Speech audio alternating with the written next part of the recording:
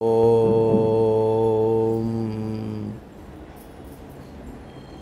ఓం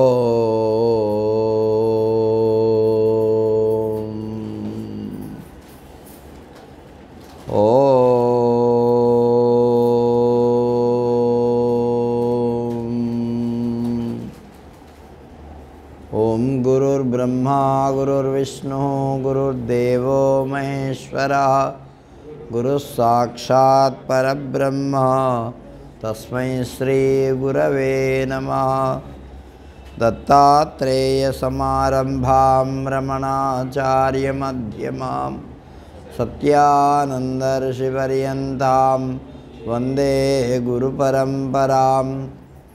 శోనాద్రినాథ చరణాంబుజయుగ్మరుక్మ వ్యామోహతదితరాణి తృణాయ మేనే.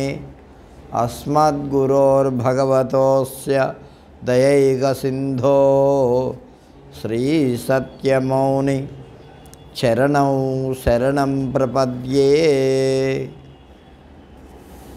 వ్యాసాయ విష్ణురూపాయ వ్యాసరూపాయ విష్ణవే నమో వై బ్రహ్మనిధయే వాసిష్ఠాయ నమో నమః.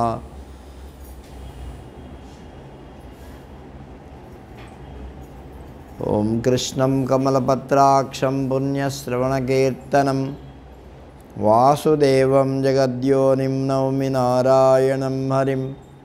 కృష్ణాయ వాసుదేవాయ హరయే పరమాత్మనే ప్రణతః క్లేశనాశాయ గోవిందాయ నమో నమః.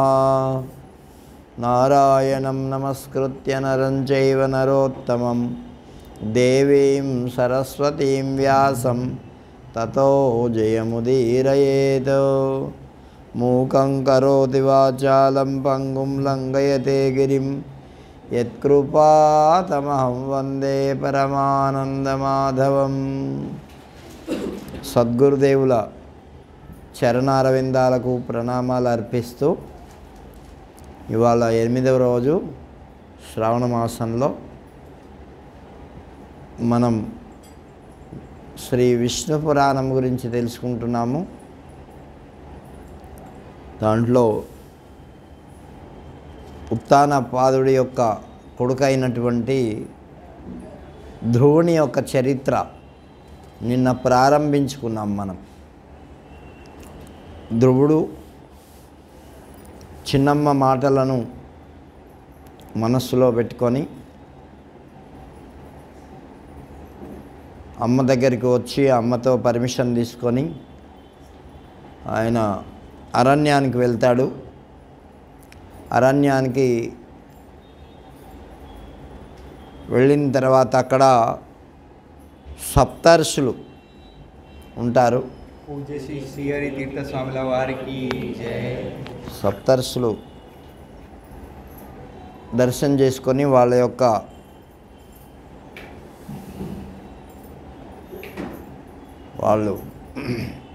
వాళ్ళకి అభివాదం చేసిన తర్వాత ఈయనను చూడగానే ఇంత చిన్నగా ఉన్నాడు, ఎందుకు వచ్చావయ్యా అని వాళ్ళు అడుగుతారు. ఇట్లా విషయం అంతా చెప్పి నేను అత్యున్నతమైనటువంటి స్థానాన్ని పొందాలనుకుంటున్నా, ఏం చేస్తే మంచిది అంటే వాళ్ళు చెప్తారు, నాకు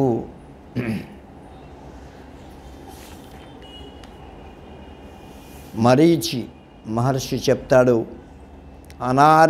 అనారాధిత గోవిందైర్ నరై స్థానం నృపాత్మజ నహి సంప్రాప్యతే శ్రేష్టం తస్మాద్ ఆరాధయాచ్యుతం.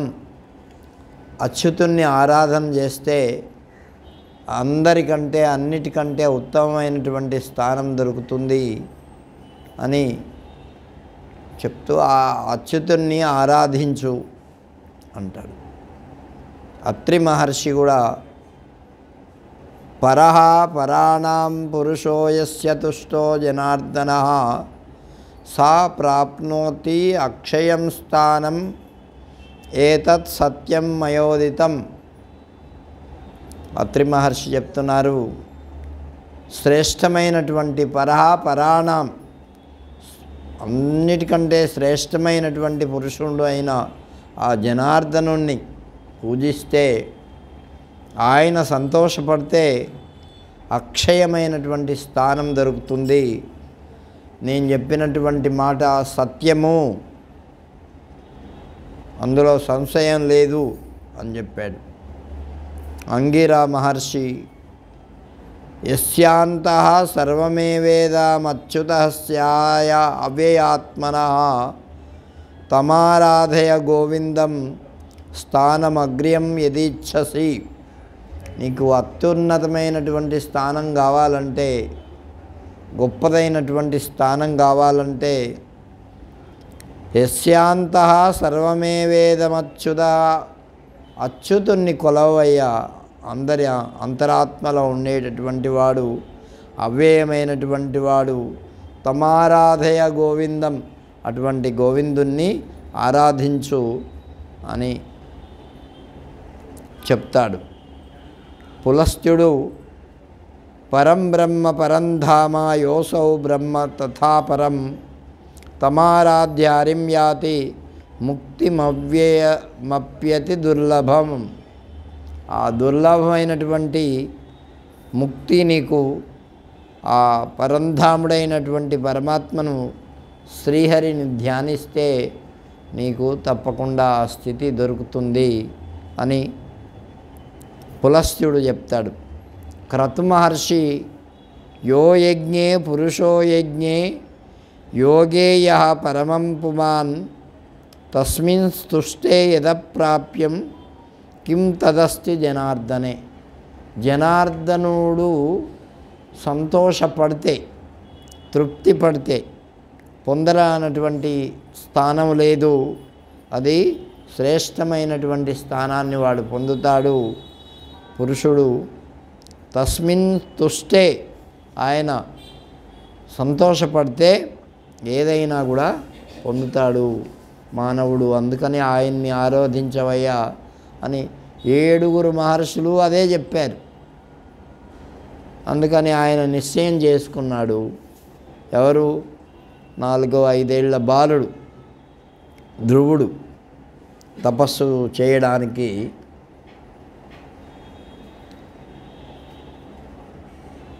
రాజపుత్ర యథా విష్ణోరారాధన పరైర్నరైః కార్యమారాధనం తన్మే యదావత్ శ్రోతుమర్హసి. రాజకుమార, విష్ణువును ఆరాధించుటయందు ఆసక్తి కలిగినటువంటి నరులు చేయబడేటటువంటి ఆరాధన నీకు చెప్తాను, వినండి అని ఆ మహర్షులు ధ్రువుడికి చెప్పారన్నమాట. బాహ్యార్థానఖిలాంశ్చిత్తం త్యాజయేత్ ప్రథమం నరః తస్మిన్నేవ జగద్ధామ్ని తతః కుర్వీత నిశ్చలం. ఎలా భగవంతుణ్ణి ఆరాధించాలి అది ఇక్కడ అంటే, బాహ్యానర్థానఖిలాంశ చిత్తం త్యాజయేత్. ఈ బాహ్యములైనటువంటి వస్తు సామగ్రిని అంతా కూడా వదిలిపెట్టాలి. అంటే వదిలిపెట్టాలంటే ఇట్లా వదిలిపెట్టడం అని కాదు, మనస్సులో వదిలిపెట్టాలి. ఆ పరబ్రహ్మను, ఆ జనార్దనుణ్ణి నిశ్చలంగా మనస్సులో నిలుపుకొని ఆరాధన చెయ్యాల. మొదట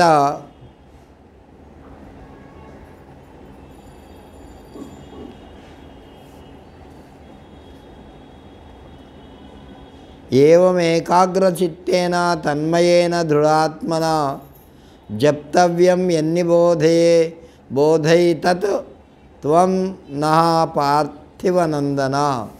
ఓ రాజపుత్ర, ఏవమేవమేకాగ్రచిత్తేన, ఏకాగ్రమైనటువంటి చిత్తంతో, మనస్సుతో, తన్మయత్వంతో దృఢమైనటువంటి బుద్ధితో భగవంతుణ్ణి జపించాలి. ఎట్లా చేయాలి జపం అంటే, జపం చేస్తూ చేస్తూ పాలవాడు వచ్చాడనుకో, ఆ గిన్నెలో పోసేయమ్మా, సరే ఓం నారాయణ నారాయణ నారాయణ, మళ్ళీ జపం చేయి. పొయ్యి మీద ఇంత గిన్నె పెట్టి పాలు పెట్టి అట్లా జపం అట్లా కాదు, ఏకాగ్రమైనటువంటి చిత్తంతో జపం చేయాల భగవంతుని యొక్క. కాబట్టి జపం చేసేటప్పుడు ఇక అందరు లేచి ఉంటే ఎవరో ఒకరు వస్తారు. అందుకని ఏం చేయాలా, ఎవరు లేవకుండా ఉండేటప్పుడు చేయాల. బొంబాయిలో అయితే 10 గంటల దాకా పడుకుంటారు, ఇంట్లో హాయిగా ఉంటుంది, ఎవరు చేయలేరు.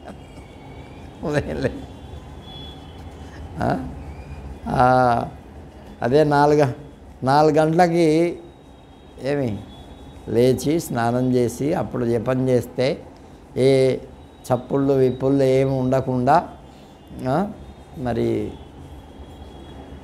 బాగుంటుంది. కొంతమందికి 5 గంటల నుంచే అన్నీ తయారు చేసుకొని మళ్ళీ ఉద్యోగానికి వెళ్ళాలని చేస్తుంటారు కదా. కాబట్టి కొంతమందికి అట్లా ఉంటుంది.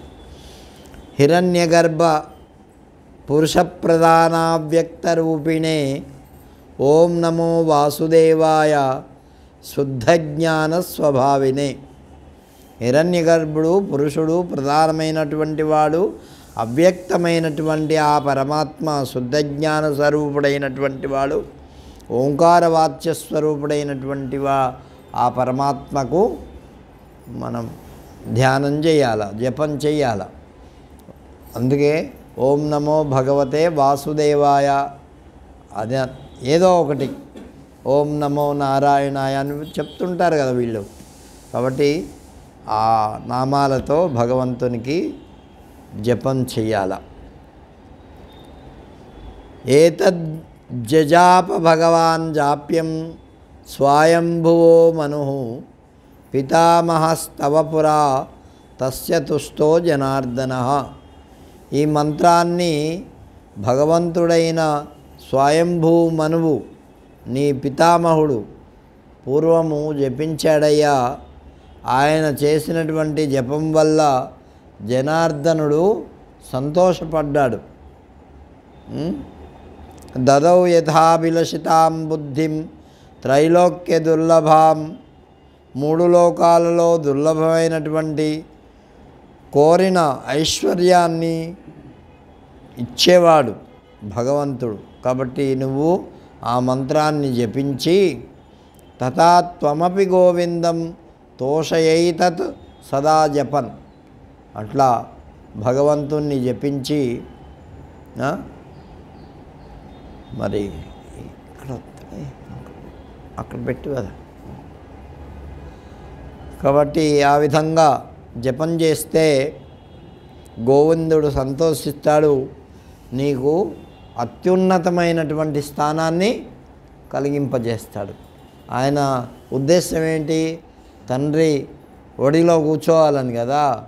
మరి అంతకంటే గొప్పదైనటువంటి స్థానంలో కూర్చోవాలని ఆయనకు అభిలాష కలిగింది. అందుకని ఆయన భగవంతుణ్ణి, ఆయనకు ఆ ఋషీశ్వరులు కనిపించారు, వాళ్ళకు నమస్కారం చేసి అడిగితే వాళ్ళు చెప్పారు, ఏవో ఫలాని వాడిని నువ్వు జపం చేయవయ్యా అని. ఆయన మరి ఎలా జపం చేస్తున్నాడు అంటే, నిశమ్య తదశేషేణ మైత్రేయ నృపతే సుతః నిర్జగామ వనాత్తస్మాత్ ప్రణిపత్య స తాన్ ఋషీన్. ఆ ఋషీశ్వర్లకు నమస్కారం చేసి మరి అక్కడి నుంచి బయలుదేరి పెద్ద అరణ్యంలోకి వెళ్ళిపోయాడు. ఎవరు చెప్తున్నారు ఈ మాట? పరాశర మహర్షి చెప్తున్నాడు. ఎవరికి చెప్తున్నాడు? మైత్రేయ మహర్షికి చెప్తున్నాడు. మైత్రేయ ఆయన మరి ఆ సప్తర్షులకు నమస్కరించి అక్కడి నుంచి బయలుదేరాడు. కృతకృత్యమివాత్మానం మన్యమానస్తదోద్విజ మధుసంజ్ఞం మహాపుణ్యం జగామ యమునాతటం. యమునా తీరంలో ఉండేటటువంటి మధు వనము అనేటటువంటి వనానికి వెళ్ళాడు. అది గొప్ప తపస్సు చేసుకునేటటువంటి వాళ్లకు చాలా ప్రశాంతమైనటువంటి ప్రదేశం. అక్కడికి వెళ్ళి ఆయన మరి ఆ జపంలో కూర్చోవడానికి ఉద్యుక్తుడైనాడు. పునశ్చ మధుసంజ్ఞేన దైత్యేనాధిష్ఠితం యతః తతో మధువనం నామ్నా ఖ్యాతమత్ర మహీతలే. మధుడు అనేటటువంటి రాక్షసుడు నివసించిన కారణం చేత ఈ భూమండలంలో ఆ వనానికి మధువనము అని పేరు వచ్చింది. మరి పూర్వకాలంలో శత్రుఘ్నుడు ఆ మధు అనేటటువంటి రాక్షసుని చంపి ఆయన మరి దాన్ని నిర్మించాడు. అక్కడ ఆ అరణ్యంలో సమస్త పాపాలను హరించేటటువంటి ఆ శ్రీహరి కొలువై ఉన్నాడు. మరీచి ముఖ్యైర్మునిభిః యథోదిష్టమభూత్తదా ఆత్మన్యే శేషదేవేశం స్థితం విష్ణు అమన్యత. సర్వేశ్వరుడైనటువంటి ఆ విష్ణుమూర్తి అంతటా వ్యాపించి ఉన్నాడు అని భావించి తన మనస్సులో ఆయన భావించి ఆరాధించడం ప్రారంభించాడు.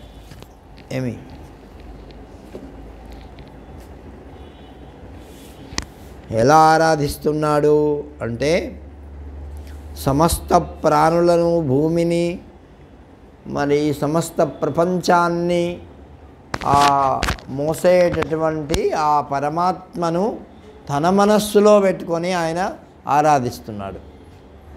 మరి ఇదంతా ప్రపంచమంతా తన మనస్సులో పెట్టుకొని అటువంటి పరమాత్మను ఆయన ఆరాధిస్తున్నాడు. కాబట్టి తన మనస్సులో ఆయన ఏమైపోయాడంటే ఈ భూమండలం అంతా బరువు మరి ఆయన లోపలికి వచ్చేసింది. ఎందుకంటే పరమాత్మ ఆ స్వరూపంతో భావిస్తూ ఉన్నాడు కాబట్టి. అట్లా వామపాదస్థితే తస్మిన్ ననామార్ధేన మేదిని ద్వితీయంచ ననామార్ధం క్షితేర్దక్షిణ సంస్థితే. ఆయన ఏం చేశాడంటే ఎడమ పాదం మీద నిలబడి తపస్సు చేసేసరికి ఆ పరమాత్మ మరి అంతటా అన్నీ తానై ఉన్నాడని భావిస్తున్నాడు కదా, ఆ బరువంతా తన లోపలికి వచ్చేసి ఈయన ఒక పాదంతో పెట్టేసరికి అది వంగిపోయిందంట. ఈయన బరువుకి ఏమి వంగిపోయింది? ఆ భూమే వంగిపోయిందంట ఒకవైపు. కుడి పాదం మీద నిలబడేసరికి కుడి భాగం వంగిపోయిందంట. పాదాంగుష్టేన సమీప్య యదా సా వసుధాం స్థితః తదా సా వధుదా విప్రః చచాల సహపర్వతైః. ఆయన తర్వాత ఏం చేశాడు అంటే బొటనవేలి మీద నిలబడి తపస్సు చేశాడట ఆ భగవంతుని ధ్యానించడం కోసం. మరి ఆయన ఎటువంటి వాడిని ధ్యానిస్తున్నాడు అంటే ఈ సమస్త లోకములన్నీ ఆయనలో ఉన్నాయి అని భావిస్తున్నాడు. అప్పుడు ఆ పరమాత్మ తన స్వరూపమైపోయి ఇదంతా కూడా భారమైపోయింది. అప్పుడు ఈ పర్వతాలు, వసుధ మొదలైనటువంటివన్నీ కూడా చలించిపోయినాయంట ఆయన బొటనవేలికి. అది సముద్రాలు మొదలైనటువంటివన్నీ నద్యో నదాహ సముద్రాశ్చ సంక్షోభం పరమం యయు తతు క్షోభ అమరాక్షోభం పరం జగ్ముర్మహామునే. మరి మహర్షి నదులు, నదాలు, సముద్రాలు మొదలైనటువంటివన్నీ కూడా చాలా అల్లకల్లోలమైపోయినాయంట. ఎందుకంటే అటువంటి భగవంతుణ్ణి ఆరాధిస్తున్నాడు. అందువల్ల ఆయన బరువుకి ఎక్కడైతే ఈ ధ్రువుడు ఉన్నాడో ఆయన కూడా అట్లా అయిపోయినాడంట. ఏమి అంత బరువు అయిపోయాడు. అందుకని అన్నీ సంక్షోభమైపోయింది. అమరులు కూడా క్షోభపడ్డారు. మరి ఆయన తపస్సును భంగం చేయడానికి ఎంతో ప్రయత్నం చేశారు. కానీ ఆయన అటువంటి ప్రయత్నాలకు ఏమీ లొంగలే.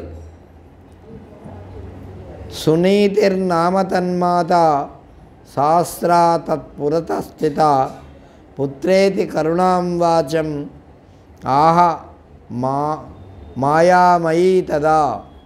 అప్పుడు దేవతలు, భూమి, సముద్రాలు ఇవన్నీ అల్లకల్లోలం అవుతూ ఉంటే వాళ్ళ తల్లిగారు వచ్చారట.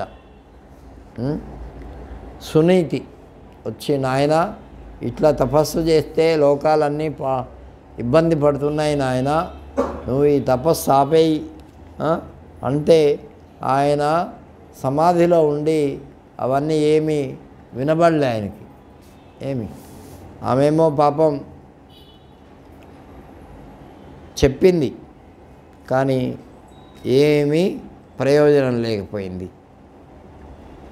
ఇప్పుడు ఇంకా అంటున్నది, ఈ వయస్సు నీకు తపస్సు చేసే వయస్సు కాదు నాయన, హాయిగా ఆడుకునేటటువంటి వయస్సు. కాలః క్రీడనకానాం తేహ తదంతే ధ్యేయనస్య చ. ఆటపాటల్లో గడుపుతూ ఏదన్నా నేర్చుకోవడానికి ఆ సమయము కానీ ఇట్లా తపస్సు చేసే వయస్సు కాదు నీది నాయన అని ఆమె చెప్తుంది. కాలః క్రీడకనానాం యస్తవ బాలస్య పుత్రక తస్మిన్ స్త్వమిత్థం తపసి కిం నాశయాత్మనోరథ. నిన్ను నీవు ఎట్లా ఇబ్బంది పెట్టుకుంటున్నావు, ఎందుకు, ఇప్పుడు నీవు చిన్న పిల్లవాడివి అని ఎన్నో రకాలుగా చెప్పింది. కానీ మత్ప్రీతి పరమో ధర్మో వయోవస్థాం క్రియాక్రియక్రమం అనువర్తస్వ మాం మోహాన్ నివర్త్యాస్మాదర్మతః.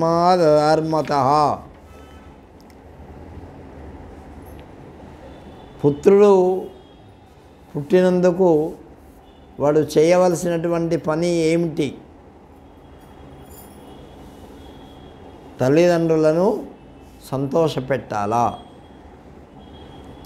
వాడు అటువంటి పుత్రుడు నిజమైనటువంటి పుత్రుడు. ఎవరు చెప్తున్నారు? సునీతి చెప్తుంది. పుత్రుడు, కొడుకు ఏం చేయాలా? తల్లిదండ్రులను సంతోషపెట్టాల. అనుగుణ్యమైనటువంటి పనులు, అమ్మకి ఇష్టమైనటువంటి పనులు చేయాల. క్రమపద్ధతిగా ఉండాల, న్యాయంగా నడుచుకోవాల. కాబట్టి నువ్వు ఇంత ఘోరమైనటువంటి తపస్సు చేయడం బాగులేదు నాన్న, తప్పుకో అన్నది. అంటే ఆయనకు పాపం ఏమైనా వినబడితే కదా, ఏమీ వినబడాలి. అప్పుడు ఆమెను చూసి, ఎవరు? సునీతిని చూసి విష్ణు భగవానుడు కలత చెందాడట. ఆయనకు దయ కలిగింది ఈమె మీద. ఎవరి మీద? సునీతి వాళ్ళ అమ్మ మీద దయ కలిగిందంట. తాం విలాపవతీమేవం బాష్పావిలోచనాం సమాహితమనాహ విష్ణు పశ్యన్నపి న దృష్టవాన్.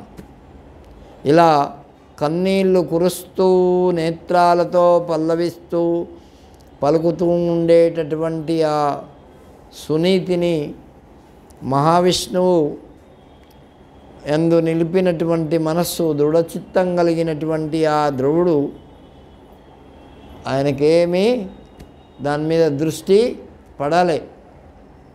ఏమి అంటే ఆ సంజ్ఞ అన్నింటినీ మర్చిపోయి ఆయన తపస్సు చేస్తున్నాడు. బాహ్యమైనటువంటి వ్యక్తులను కానీ పరిసరాలను కానీ దేని మీద దృష్టి ఆయనకు లేదు. ఎవరికి? ధ్రువుడికి. అది తపస్సు ఎట్లా చేయాలి వాళ్ళు ఋషీశ్వరులు చెప్పారు కదా, బాహ్యమైనటువంటివన్నీ వదిలిపెట్టి చేయాలయా అన్నారు కదా. అందుకని అట్లాగే అన్నీ చేస్తున్నాడు. ఎట్లా శమీక మహర్షి తపస్సు చేస్తూ ఉంటే పరీక్షణ్ మహారాజు వస్తే ఆయన మాట్లాడినవి కూడా వినబడలే. ఎందుకంటే ఈ ఇంద్రియములు పనిచేయలే. ఇంద్రియములు ఎప్పుడు పనిచేస్తాయి అంటే ఈ ఇంద్రియముల మీద మనస్సు ఎప్పుడైతే ఉంటుందో అప్పుడు పనిచేస్తాయి. ఆ మనస్సు ఎక్కడున్నది ఆయనకి? ఇప్పుడు విష్ణుమూర్తి అందు ఉన్నది.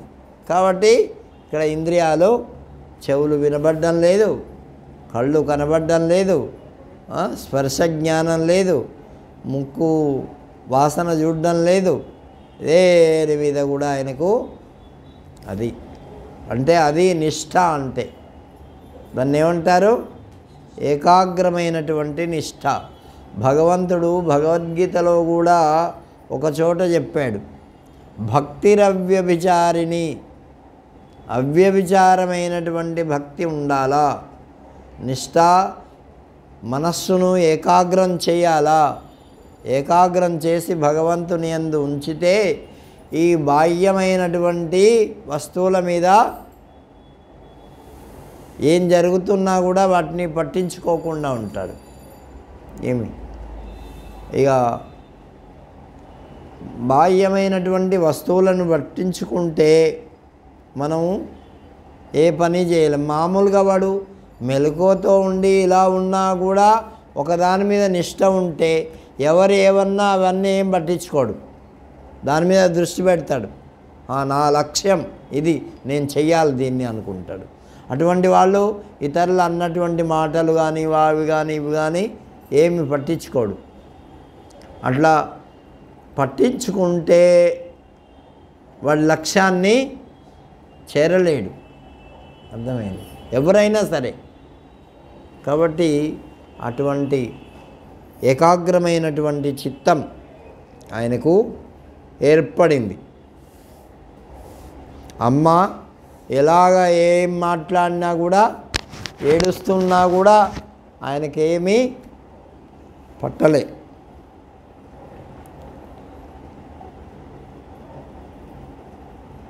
ఈ విధంగా ఆయన పట్టించుకోకుండా ఆ స్థితిలో ఉండిపోయాడు. ఎవరు? ధ్రువుడు. ఉండేసరికి అమ్మకు ఏం రెస్పాన్స్ రాలే. ఇంకా పాపం ఏడ్చాక నుంచి ఆమె వెళ్ళిపోయింది. ఏం చేస్తారు? చెవిటోడి ముందు శంఖం ఊదినట్లు చెప్తారు కదా. ఆయన ఏం పట్టించుకోలే. ఇత్యుక్త్వా ప్రయయౌ సాధ రక్షాంస్యావిర్భవ బభుస్తతః అభ్యుద్యతోగ్రశస్త్రాని జ్వాలామాలాకులైర్ముఖైః. ఇలా పలికి వెళ్ళిపోయిన తర్వాత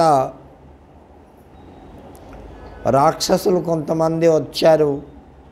కానీ ఆయన తపస్సును భంగం చేయాలనుకున్నారు. ఎవ్వరు ఏమీ చెయ్యలేకపోయినారు.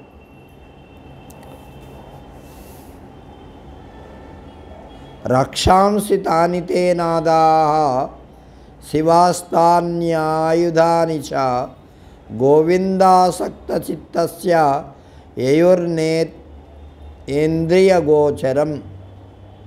మరి అటువంటి వాళ్ళు ఆటంకపరిచేటటువంటి రాక్షసులు, భయంకర ధ్వనులు చేసేవాళ్ళు, భీకరమైనటువంటి ఆయుధాలు కూడా తీసుకొని వచ్చినటువంటి వాళ్ళు అందరూ కూడా ఆయన్ని ఏమీ చేయలేకపోయినారు. మనస్సునందు ధ్యానించేటటువంటి ఆ ధ్రువునికి కంట ఎవ్వరూ కనబడలే, ఇంద్రియ గోచరం కాలే. ఆ ఇంద్రియాల మీద ఉండేటటువంటి మనస్సు ఎవరి మీద ఉన్నది? భగవంతుని మీద ఉన్నది. అందుకని పట్టించుకోలే. ఏకాగ్రచేతా సతతం విష్ణుమేవాత్మ సంశ్రయం దృష్టవాన్ పృథివీనాథ పుత్రో నాణ్యత్ కథంచన. ఆ రాజు యొక్క కుమారుడు ధ్రువుడు ఏకాగ్రమైనటువంటి మనస్సుతో తనలో ఉండేటటువంటి ఆ విష్ణువును ధ్యానిస్తూ చూశాడే కానీ మరెవ్వరిని చూడలే. అందుకే ప్రహ్లాదుని విషయం కూడా అంతే కదా. ఏదేది చూస్తూ ఉన్నాడో అదంతా కూడా నారాయణుడుగా చూశాడు. ఆయనకేం సందేహం లేదు. ఎవ్వరు వేరే వాళ్ళు కనిపించలే. ఈ ధ్రువుడికి కూడా ఎవ్వరు కనిపించట్లే. ఎవరు కనిపిస్తున్నారు? కేవలము నారాయణుడే కనిపిస్తున్నాడు. అందుకే మీరాబాయి చూడండి, ఆమెకి ఎవరు కనిపించినారు? ఏమైనా వస్తువులు కనిపించినాయా? ఏం కనిపించలే. దాంట్లో విషమిచ్చినా కూడా దాంట్లో కూడా కృష్ణుడే కనిపించినాడు. వాళ్ళకు వస్తువు ఈ విషయము ఇది అని ఏం కనిపించలే. అది తన్మయత్వం అంటే అది దాంట్లో మునిగిపోవడం అన్నమాట. ఇది అట్లా. అందుకే రమణ మహర్షి కూడా భగవంతుని చూడడానికి 3 మార్గాలు చెప్పాడు. ఏంటి? హృదయ కుహర మధ్యే కేవలం బ్రహ్మమాత్రం అహమహమితి సాక్షాత్ ఆత్మరూపేణ భాతి హృది విషమనసా స్వం చిన్వతా మజ్జతా వా పవనచలనరోధాత్ ఆత్మనిష్ఠో భవ త్వం అని చెప్పాడు. అంటే హృదయ కుహరంలో, హృదయ కమలంలో ఉండేటటువంటి ఆ పరమాత్మను తెలుసుకోవాలి అంటే 3 మార్గాలు ఉన్నాయంట. హృదయ విష మనసా స్వం, తన మనస్సుతో హృదయంలో మనస్సులో ప్రవేశించాలి. చిన్వత అంటే వెతకాలంట, ఎక్కడున్నాడు. పరీక్షిత్ మహారాజు కూడా అట్లాగే భగవంతుని గురించి వెతికాడు. ఆయన పరీక్షగా చూశాడు. చూస్తే ఆయనకు పరీక్షిత్తు అని పేరు వచ్చింది. అట్లా చిన్వత వెతకాలి, మజ్జత దాంట్లో మునిగిపోవాలి. దేంట్లో? భగవంతుని యొక్క భక్తిలో.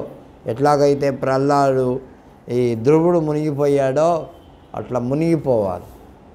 ఇంకా బయటకి ఇంకేమీ కనిపించకూడదు. ఇప్పుడు ఏకాగ్రత అంటే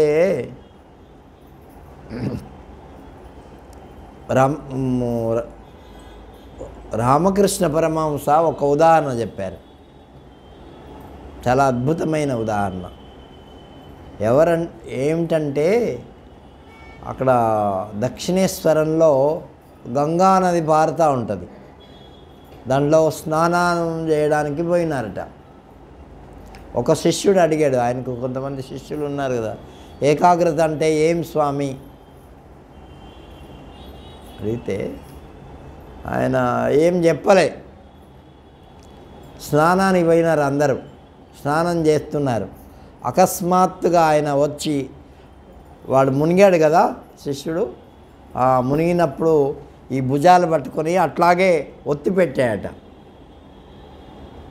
నీళ్ళల్లో.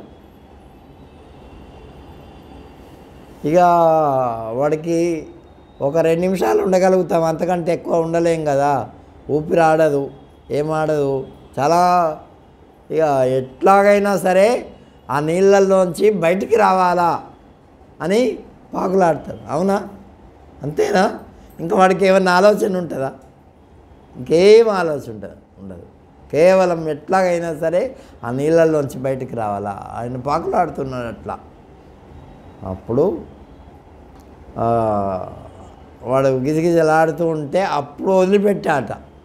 ఎవరు? రామకృష్ణ పరమహంస. వదిలిపెడితే అప్పుడు అన్నాట, ఇప్పుడు ఎలా ఉండింది నాయన? ఏం జ్ఞాపకం రాలేదు స్వామి, ఈ నీళ్ళల్లోంచి బయటకే ఎట్లా పడాలా అవును అనిపించింది అన్నాడు. ఇదిగో అట్లా భగవంతుని గురించి నువ్వు ఉంటే నీకు భగవంతుడు కల్పిస్తాడు పో. అది ఏకాగ్రత అన్నారట. అర్థమైందే ఇంకేకాగ్రత అంటే. కాబట్టి అట్లా ఇంద్రియాలన్నింటినీ దేని మీద దృష్టి లేకుండా, ఆకలి జ్ఞాపకం రాదు, ధనం జ్ఞాపకం రాదు, సంపద జ్ఞాపకం రాదు, బంధువులు జ్ఞాపకం రారు, ఎవ్వరూ జ్ఞాపకం రాదు. అప్పుడు ఏం జ్ఞాపకం వస్తుంది? అది ఇక మన ఉపనిషత్తుల్లో చెప్పినటువంటి ఏకాగ్రత మరో రకంగా చెప్పారు. ఏమిటంటే ఒక అమ్మగారు బుట్టలో కొన్ని వస్తువులు పెట్టుకొని పాలో పెరుగో లేకపోతే ఏదైనా అమ్మడానికి పోతారనుకో, అప్పుడు ఆ అమ్మకి ఒక చిన్న పిల్ల కూడా ఉందంట. చంకలో వేసుకొని ఇంకా ఆ పాప ఏడిస్తూ ఉంటే పాలు కూడా ఇస్తూ ఉందంట. నడుస్తూ ఉంది ఇంకా పాలు పెరుగు అని అరుస్తూ కూడా ఉంది. అంటే అరిస్తే కదా తీసుకుంటారు ఎవరన్నా, కానీ నడుస్తూ ఉంది. ఆమె దృష్టి అంతా ఎక్కడ ఉంటుంది? ఇన్ని పనులు చేసినా కూడా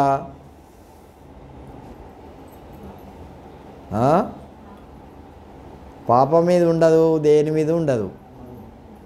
నెత్తి మీద ఉండే ఆ బుట్ట ఉందే, ఆ బుట్ట పడిపోకుండా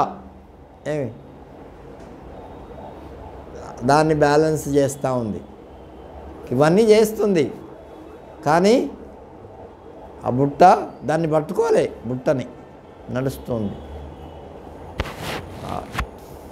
కాబట్టి అట్లా ఏకాగ్రత, ఆ బుట్ట మీద ఎట్లా ఏకాగ్రత ఉండి దాన్ని కింద పడకుండా చూసుకుంటారో అట్లాగే ఈ లోక వ్యవహారాలన్నీ చేస్తూ కూడా భగవంతుని యందు నీ మనస్సు ఉండాలి. అది ఏకాగ్రత అని చెప్పి ఇంకా మరొక ఉదాహరణ చెప్పారు మన మనుషుల వారు. ఒక దాంట్లో ఈ సూదిలో దారం పెడతారు కదా, దారం పోగులు ఏమిటి ఇట్లా విడివిడిగా ఉంటాయి. అప్పుడు సూది బెజ్జంలో దారం దూరుతుందా? ఏం చేస్తారు? దారంని నలుపుతాం. పోనీ నలిపిన తర్వాత ఏమన్నా పడుతుందా దాంట్లో అంటే ఆ పోగులు అటు ఇటు పోతూ ఉంటాయి. ఏం పెట్టాలి? పదన పెట్టాలి.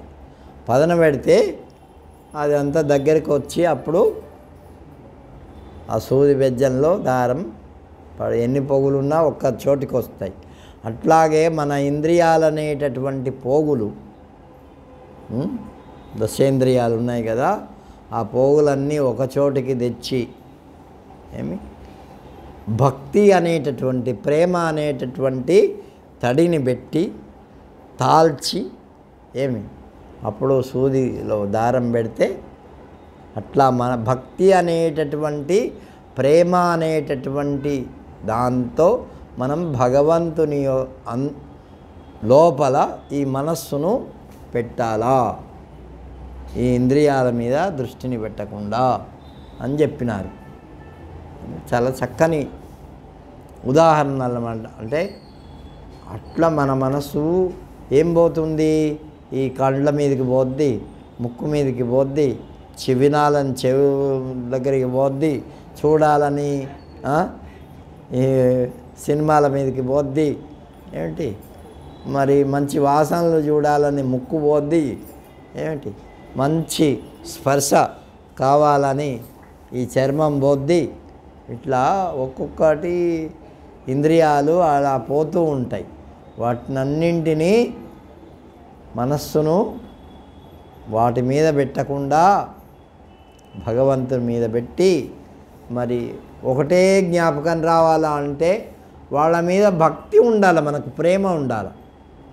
ప్రేమ లేకపోతే ఇవన్నీ జ్ఞాపకం అవా, అరే ఏం జ్ఞాపకం రావట్లేదు, మా అమ్మ మా అబ్బాయి మా అమ్మాయి అమెరికా వెళ్ళింది అదే కళ్ళల్లో కనిపిస్తుంది అంటారు కొంతమంది కదా. అవునా? అంటే ఏంది అన్నట్టు అర్థము అది. అంటే నీకు ఏకాగ్రత ఆమె కనిపిస్తుంది, ఇంకేం కనిపించట్లేదు. అర్జునుడికి కూడా ఆ మత్స్యయంత్రం కొట్టేటప్పుడు చుట్టుపక్కల అందరు ఉన్నారు చాలామంది, ఆయనకు ఏమీ కనిపించలేదంట, ఆ చేప ఒక్కటే కనిపించిందంట, అందుకని కొట్టాడు. ఏమి కర్ణుడు ఎవరో ఇంకా వచ్చారంట ఆ మత్స్యయంత్రాన్ని కొట్టడానికి. వాళ్ళ గురువుగారు అడిగారట, ఏమేం కనిపిస్తున్నాయి? నాకు అందరు కనిపిస్తున్నారు, ఇగో ఆ మత్స్యయంత్రం కనిపిస్తుంది, అక్కడ కొమ్మలు కట్టినవి కనిపిస్తున్నాయి, దానికి దారం కట్టింది కనిపిస్తుంది, ఇది కనిపిస్తుంది, అది కనిపిస్తుంది అన్నీ చెప్పాయట. అయితే దీపం చా నువ్వు కొట్టలే. నిజమే. మరి అర్జునుడికి ఏం కనిపించింది? ఒకటే ఆ చేప మాత్రమే కనిపించిందంట మత్స్యయంత్రం. అట్లా దృష్టి ఈయనకు ధ్రువుడికి దృష్టి ఏమున్నది? కేవలం భగవంతుని మీదే ఉన్నది, ఇంకేమీ కనిపించట్లే ఇక్కడ. అది దృష్టి, అది ఏకాగ్రత. అటువంటి ఏకాగ్రతతో భగవంతుని మనం జపం చేసేటప్పుడు కూడా మన జపం ఎక్కడికి పోద్ది? చేస్తున్నారు అందరూ జపం చేస్తున్నారా? చేసేటప్పుడు ఎక్కడికెక్కడికి పోద్ది చెప్పండి? చెప్పొద్దులే పాపం, చాలా చోట్ల ఎప్పుడో గుర్తులేని వాళ్ళ దగ్గరికి కూడా వెళ్ళిపోద్ది. మంచి ఎప్పుడన్నా మనం ఏ సమయంలోనో చిన్నప్పుడు ఏమైనా స్వీట్లు తిన్నవి, లేకపోతే కొట్లాడినవి, వాళ్ళతో తగువులు వేసుకున్నవి, ఆ వాటి దగ్గర కూడా వెళ్ళిపోద్ది. కాబట్టి వాటినన్నింటినీ నిగ్రహించి ఏకాగ్రమైనటువంటి చిత్తంతో భగవంతుణ్ణి ధ్యానించమని చెప్తున్నాడు. ఏకాగ్రచేతా సతతం విష్ణుమేవాత్మ సంశ్రయం దృష్టవాన్ పృథివీనాథ పుత్రో నాన్యత్ కథంచన. అది ఆ రాజకుమారుడు ఏకాగ్రమైనటువంటి మనస్సుతో తనలో ఉన్నటువంటి ఆ విష్ణు భగవంతుణ్ణి దర్శిస్తున్నాడే తప్ప ఇంకా ఇతరమైనటువంటి వేటిని, అందుకే పానీయంబులు ద్రావుచున్ గుడుచుచున్ ఆసలీలా నిద్రాదులు చేయుచున్ తిరుగుచున్ లక్షించుచున్ సంతత శ్రీనారాయణ పాద పద్మయుగలీ చింతామృతాస్వాద సంధానుండై మరచెన్ ఏతద్ విశ్వమున్ భూవరా. ఈ ప్రపంచాన్నంతా కూడా మర్చిపోయాడట. నువ్వు అన్నీ మళ్ళీ చేస్తున్నాడు. పానీయంబులు ద్రావుచున్ గుడుచుచున్, అన్నం తింటున్నాడు, నీళ్ళు తాగుతున్నాడు, పడుకుంటున్నాడు, నిద్ర లేస్తున్నాడు, నడుస్తున్నాడు, చూస్తున్నాడు, తింటున్నాడు, అన్నీ చేస్తున్నాడు, కానీ వాటి మీద మనస్సు లేదు. అది కాబట్టి భగవంతుని మీద. అందుకే భగవద్గీతలో కూడా ఒక 5వ అధ్యాయంలో ఒక 2 శ్లోకాలు చెప్పాడు భగవంతుడు. పశ్యన్ శృణ్వన్ స్పృశన్ జిగ్రన్ అస్నన్ గచ్చన్ స్వపన్ శ్వసన్ ప్రలపన్ విసృజన్ గృహ్ణన్ ఉన్మిషన్నిమిషన్నపి ఇంద్రియాన్ ఇంద్రియార్థేషు వర్తంత ఇతి ధారయన్ బ్రహ్మణ్యాధాయ కర్మాణి సంగం త్యక్త్వా కరోతి యః లిప్యతే న స పాపేన పద్మపత్రమివాంభస. ఇది ఇవన్నీ చేస్తూ ఉన్నా వాడికి ఎన్ని కర్మలు చేస్తూ ఉన్నా వాడికి పాపం అంటదు. ఎలాగా అంటే భగవంతుని మీద ఉంచి వాడు ధ్యానం చేస్తున్నాడు కాబట్టి. ఇప్పుడు తామరాకు ఎక్కడుంటుంది? నీళ్ళల్లో ఉంటుంది. కానీ దానికి ఎప్పుడన్నా నీళ్ళు అంటినాయా? అది నిజంగా అద్భుతమైన సృష్టి. ఈ నీళ్ళు అన్నింటినీ తడిపిద్ది, దేన్ని తడపలేదు అని చెప్పడానికి వీలే లేదు. కానీ భగవంతుడు ఇది ఎట్లా సృష్టించాడో ఆశ్చర్యం. ఆ తామరాకు నీరు అంటుంది, మళ్ళీ అది ఎక్కడుంటుందంటే నీళ్ళల్లోనే ఉంటుంది. అట్లాగే మన మనస్సు కూడా ఈ ప్రపంచంలోనే మనం పుట్టాలి, ప్రపంచంలోనే తిరగాలి, ప్రపంచంతోనే వ్యవహారం చేయాలి, మన జీవన యానము గడపాలి. కానీ ప్రపంచానికి అది నేర్చుకోవాలి తామరాకుతో. అదే చెప్తున్నాడు ఆయన. అద్భుతమైన ఉదాహరణ చూడండి. దేవుడు నిజంగా ఈ సృష్టిలో ఎన్నో నేర్చుకునేటటువంటి విషయాలు చెప్పాడు. ఇంకా మరొకటి ఉంది, ఒకటి అది ఉదాహరణ ఏం చెప్పాడంటే, ఈ కుమ్మరి పురుగు ఉంటుంది చూసారా, మీరు చూసారా? అది బురదలో ఉన్నా కూడా దానికి ఏమంటుందో, బురద అంటనే అంటదంట. ఇది కూడా గొప్ప విషయం కదా. చూసారా ఇక్కడ ఉండే వాళ్ళు అందరూ కుమ్మరి పురుగుని చూసారా?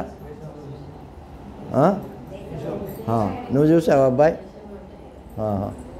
గ్రేట్ ఈ అబ్బాయి. అందరూ చూశారు, ఈయన ఒక్కడు చూడలేదంట. నువ్వు కూడా చూడలే, అంతే, చూడాల. కాబట్టి అది చాలా సృష్టిలో ఇటువంటివన్నీ ఉన్నాయి. వాటిని మనం కాబట్టి పద్మపత్రమివాంబస ఇట్లు ఈ విధంగా ఆయన భగవంతుణ్ణి శరణు పొంది తపస్సు చేస్తున్నాడు. దీన్ని ఏమంటారు? దీన్నే తపస్సు అంటారు. ఏమి? దేవదేవ జగన్నాథ పరేశ పురుషోత్తమ ధ్రువస్య తపసా తప్తాస్త్వాం వయం శరణాగతా. ఈ ధ్రువుని యొక్క తపస్సుకి దేవతలు, గంధర్వులు, రాక్షసులు, కిన్నరులు, కింపురుషులు అందరూ తప్పించిపోతున్నారంట. అది ఓ భగవన్ పరమేశ, ధ్రువుడు చేస్తుండేటటువంటి ఈ తపస్సుకి మేమంతా కూడా అట్టుడికి పోతున్నాము. దేవదేవా, నువ్వొక్కడివే మాకు శరణ్యము అని వాళ్ళంతా భగవంతుణ్ణి ప్రార్థిస్తున్నారు. దినే దినే కలాలేశై శశాంక పూర్యతే యథా తథాయం తపసా దేవా ప్రయాద్వృద్ధిమహర్నిశం. ప్రతిదినం శశాంకుడు అంటే చంద్రుడు ఏ విధంగా తన కళాఖండాలతో వృద్ధి పొందుతూ ఉంటాడో అలాగే రాత్రి ప్రగలు కూడా ఆయన ధ్రువుని యొక్క తపస్సు అభివృద్ధి పొందుతున్నాడంట. చంద్రుడు అమావాస్య తర్వాత వస్తాడు కదా కదా అమావాస్యని తర్వాత కొద్దిగా పెరుగుతాడు, పౌర్ణమికి పూర్ణచంద్రుడు అవుతాడు కదా. అట్లాగే ఈయన యొక్క తపస్సు అలా పెరుగుతున్నదంట రోజు రోజుకి.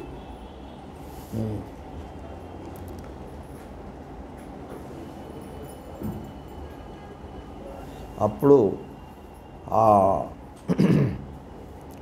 చూసి అక్కడ వాళ్ళంతా కూడా భగవంతుణ్ణి ధ్యానిస్తూ ఉన్నారు.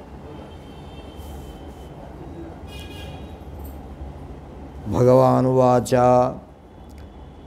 నేత్రత్వం చ సూర్యత్వం నైవాంబు పదనేశతాం ప్రార్థయత్యేషయం కామం తం కరోమ్యఖిలం సురా. ఓ దేవతలారా, మీరందరూ వచ్చారు, మరి మీ యొక్క అభిష్టాన్ని కూడా నెరవేరుస్తా, ఆయన అభిష్టాన్ని కూడా నెరవేరుస్తా, మీరందరూ మీ మీ స్థానాలకు వెళ్ళిపోండి అని ఎవరు చెప్పారు? పరమేశ్వరుడు జనార్దనుడు చెప్పాడు. అప్పుడు భగవంతుడు మళ్ళీ ఈ ధ్రువుడి దగ్గరికి వచ్చి,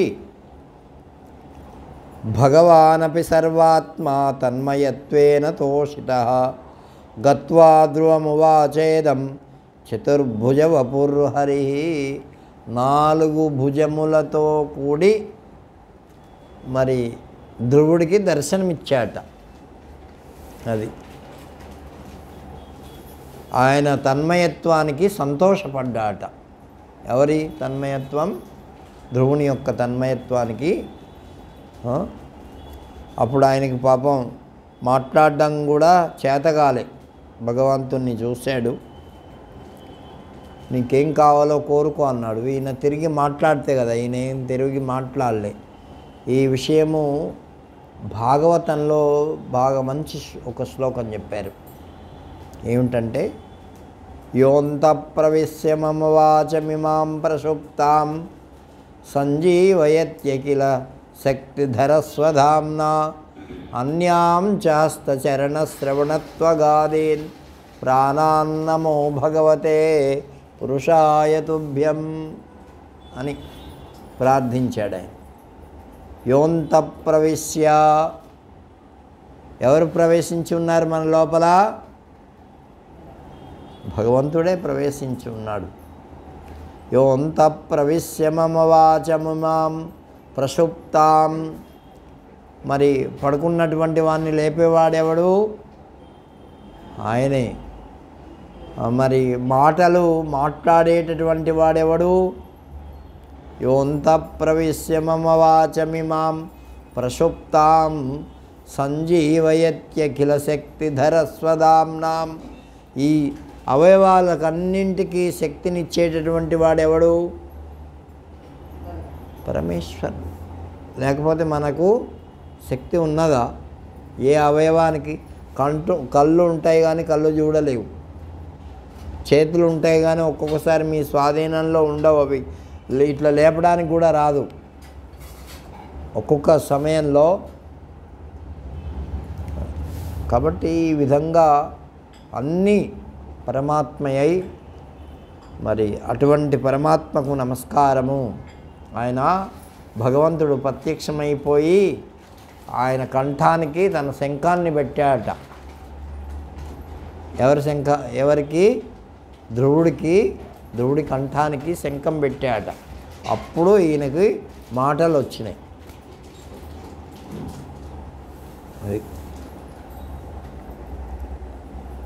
శ్రుత్వా తద్గదితం తస్య దేవదేవస్య బాలక ఉన్మీలితాక్షోదృశే ధ్యానదృష్టం హరిం పురః. బాలకుడు కన్నులు తెరిచి చూశాడు కానీ ధ్యానంతో ఆ శ్రీహరినే చూశాడు. ఆయన ఎట్లా ఉన్నాడు? శంఖము, చక్రము, గదా, శార్గము, అభయముద్ర, కత్తి, కిరీటము దాల్చి అద్భుతంగా ఉన్నాడు. అటువంటి ఆ పరమాత్మకు శిరస్సును వంచి భూమికి తాకేటట్టుగా తన శిరస్సును వంచి నమస్కారం చేశాడు. శిరసా మహిం రోమాంచితాంగః సాసా సాధ్వసం పరమం గతః. ఆయన స్వరూపాన్ని చూసిన తర్వాత ఈయనకి ధ్రువుడికి శరీరంలో రోమాలు అన్నీ నిక్కబొడుచుకున్నాయంట, రోమాంచం అయిపోయిందంట, ఏమి గగురుపాటు కలిగింది. ఒక్కసారి జలధరించాడు. మనం ఎప్పుడన్నా శరీరము అట్లా అవ్వకపోతే ముద్దట ఈ శరీరం. భాగవతంలో చెప్పారు. కాబట్టి అట్లా కిం వదామి స్తుతావస్య కేనోక్తేనాస్య సంస్తుతి. అయ్యా నిన్ను ఏమని స్తుతించాలే, నా వల్ల కావటం లేదు అంటే భగవంతుడు సంతోషపడి ఆయనకు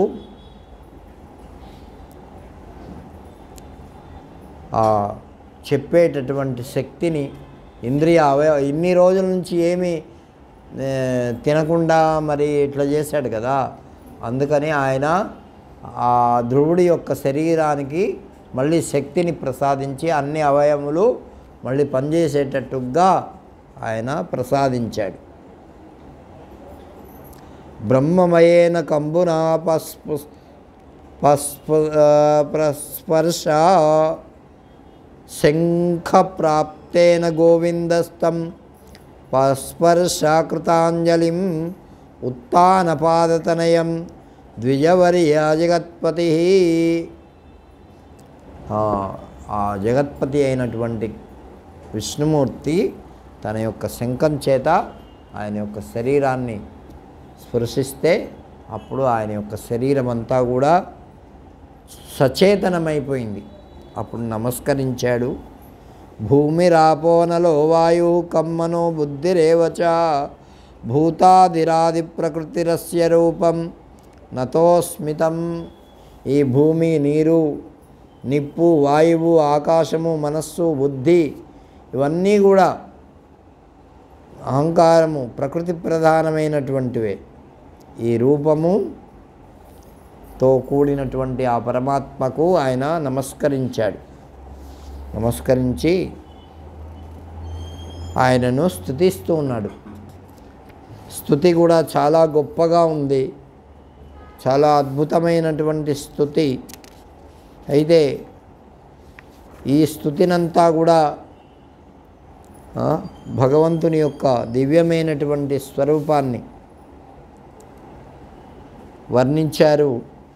భగవంతుడు అంటున్నాడు, తపసస్తు ఫలం ప్రాప్తం యదృష్ట్వాహం త్వయా ధ్రువ మద్దర్శనం హి విఫలం రాజపుత్రా న జాయతే.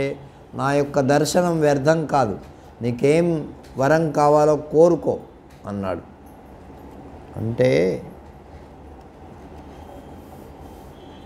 తత్వయా ప్రార్థితం స్థానం ఏతత్ ప్రాప్స్యతి వై భవాన్ త్వయాహం తోషిత పూర్వ మన్యజన్మని బాలక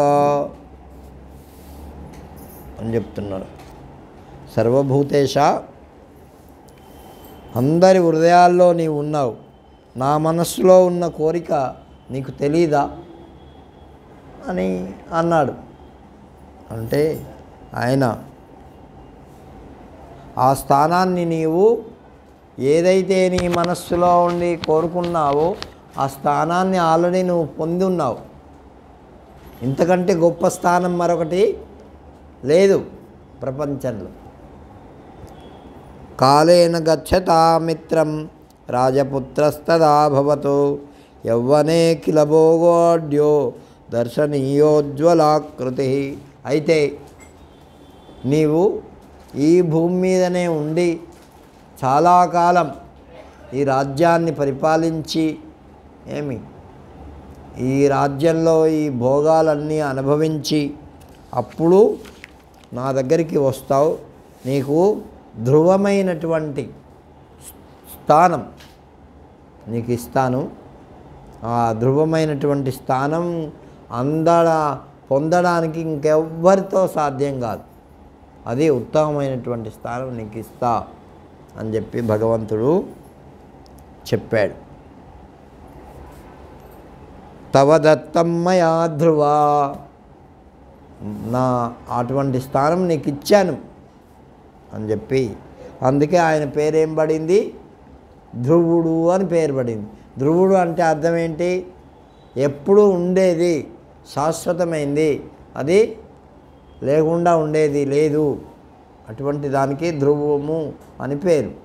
కాబట్టి అందుకే ఇప్పుడు కూడా ఆకాశంలో ధ్రువతార అంటే ఎప్పుడు ఉంటుంది, అది ఎన్ని ప్రళయాలు వచ్చినా ఏమొచ్చినా అది అట్లా ఉంటుంది. కాబట్టి అటువంటి ధృవతారను ఆయన పొందాడు. అప్పుడు పరాశరుడు మైత్రేయంతో చెప్తున్నాడు, స్వయం శుశ్రూషనాద్ధర్మాత్ మాతాపిత్రోశ్చ వైతదా ద్వాదశాక్షర మాహాత్మ్యాత్ తపసాశ్చ ప్రభావతః. తల్లిదండ్రులను ధర్మంగా సేవించినందువల్ల, ద్వాదశాక్షరీ మంత్ర పఠనం వల్ల, తపస్సు యొక్క ప్రభావం వల్ల ధ్రువునకు మన్నన కలిగింది, సమృద్ధి వచ్చింది, వైభవము వచ్చింది. దేవతలకు అసురులకు ఆచారుడైనటువంటి శుక్రుడు కూడా ఆయన యొక్క కీర్తిని గానం చేశాడు. అహోస్య తపసో వీర్య మహోస్య తపసఫలం యదేనం పురతః కృత్వా ధ్రువం సప్తర్షయ స్థితా. ఆయన తపస్సు ఏమిటి, ఆయన ఫలం ఏమిటి, ఆయన యొక్క స్థితి ఏమిటి, సప్తర్షులు జ్యోతిర్మండలంలో ఆయన వెలిగిపోతూ ఉన్నాడు. కాబట్టి నిజంగా ఇటువంటి తపస్సు ఇంక ముందు ఎవరు చెయ్యలేరు. కాబట్టి అటువంటి స్థానాన్ని ధ్రువుడు భగవంతుని యొక్క అనుగ్రహం చేత, మరి తల్లిదండ్రుల యొక్క అమ్మ యొక్క అనుగ్రహం చేత, అమ్మనే కదా చెప్పింది, కాబట్టి ఆ విధంగా పొందారు అని ధ్రువుని యొక్క చరిత్రను పరిసమాప్తి చేశాడు. ఎవరు? పరాశర మహర్షి. ఎవరికి చెప్తున్నారు? మైత్రేయ మహర్షికి ఈ కథను చెప్పాడు. ఎక్కడ చెప్పారు? విష్ణు పురాణంలో చెప్పాడు. మనం తర్వాత తక్కింది రేపు తెలుసుకుందాం. శ్రీరామ జయ రామ జయ జయ రామ.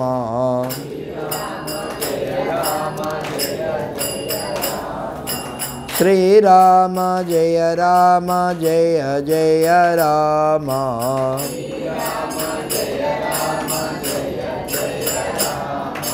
శ్రీరామ జయ రామ జయ జయ రామ.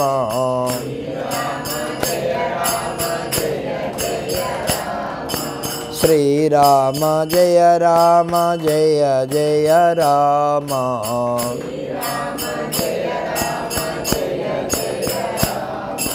శ్రీరామ జయ రామ జయ జయ రామ.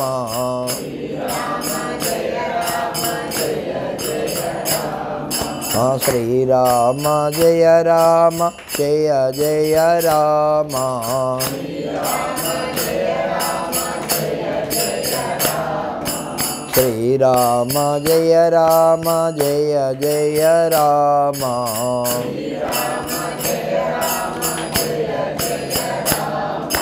శ్రీరామ జయ రామ జయ జయ రామ.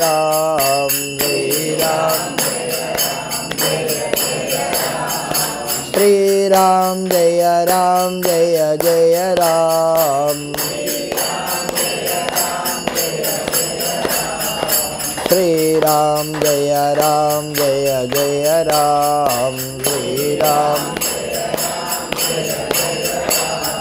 శ్రీరామ జయ రామ జయ జయ రామ. శ్రీరామ జయ రామ జయ జయ రామ. శ్రీరామ జయ రామ జయ జయ రామ. శ్రీరామ జయ రామ జయ జయ రామ. శ్రీరామ జయ రామ జయ జయ రామ. శ్రీరామ జయ రామ జయ జయ రామ. శ్రీరామ జయ రామ జయ జయ రామ. శ్రీరామ జయ రామ జయ జయ రామ.